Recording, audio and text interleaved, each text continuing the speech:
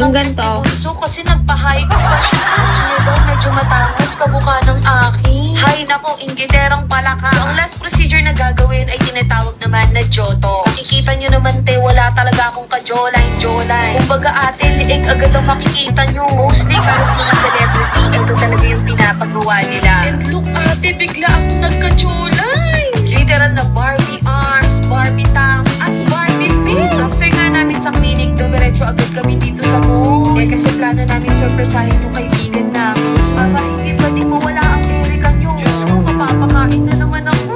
Bye! Ang tagal ko din.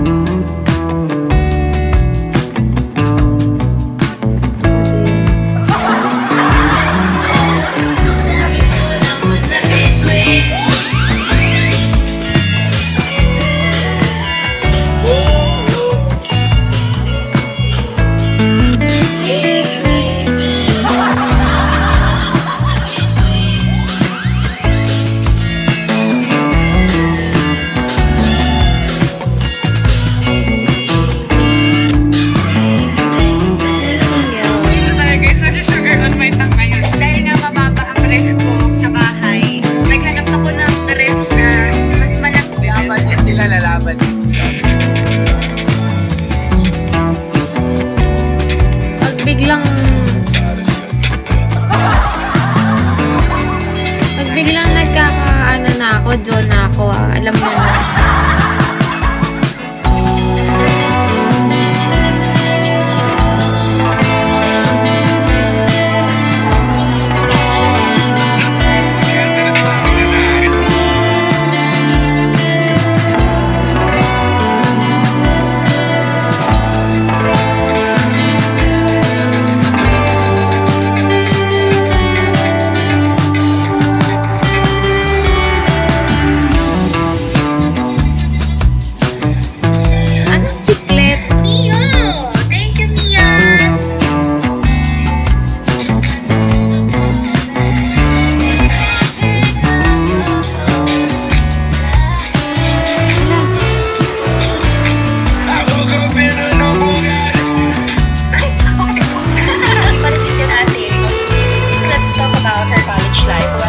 Bubble wrap.